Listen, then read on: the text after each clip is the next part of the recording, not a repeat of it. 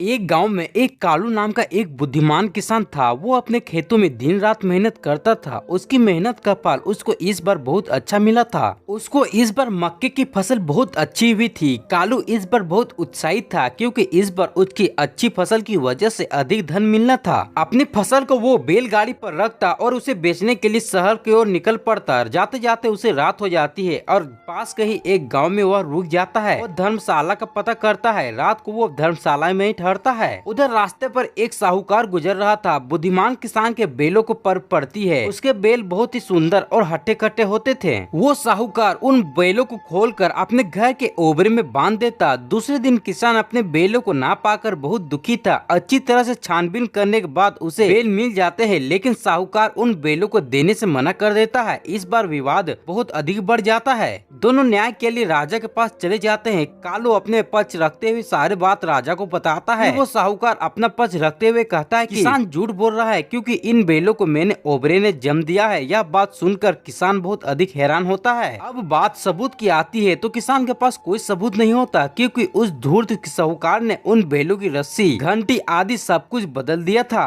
अब सारा मामला उस साहूकार के हक में जा रहा था। फिर भी राजा ने कुछ सोचते हुए उन्हें कुछ दिनों के आने को कहा। कालू ने कहा तब तक तो उसका सारा अनाज खराब हो जाएगा। कालू का सारा अनाज खरीद लिया जाता है और राजकोष से उसे अच्छी कीमत भी मिल जाती है। निश्चित दिन पर सभा लगी। कालू किसान देरी से पहुंचता है। उससे देरी आने की वजह पूछी जाती है तो वह बड़े विनम्र से भाव से बोलता है कि क्षमा करें महाराज, गेहूं की फसल बोने का समय आ गया था। मैं उबाल कर गेहूं को खेतों में बो रहा था, इसलिए देरी हो गई। यह सुनकर साहूकार फटाक से बोलता है कि देखिए महाराज, यह कितना मूर्ख है जिसको यह भी पता नहीं कि उबला हुआ गेहूं बोने से फसल नहीं होती। मुझे तो लगता है कि यह किसान ही नहीं है, इसलिए फैसला मेरे एकीच में किया जाए। इस पर कल्लू किसान फिर हाथ जोड़कर कहता है कि क्यों नहीं उग सकता है महाराज। यदि ओबरे पशुओं को जन्म दे सकता है तो उबले गेहूं में फसल क्यों नहीं तैयार हो सकती। इस बात पर सभी ताली बजाना शुरू कर देते हैं। राजा उस बुद्धिमान किसान कालू को बैलों के असली मालिक घोषित करता है और उसे साहूकार से झूठ बोलने के जुर्म को सजा सुनाता है। इस प्रकार कालू अपनी बुद्धिमानी से अपने बैलों को प्राप्त कर लेता है।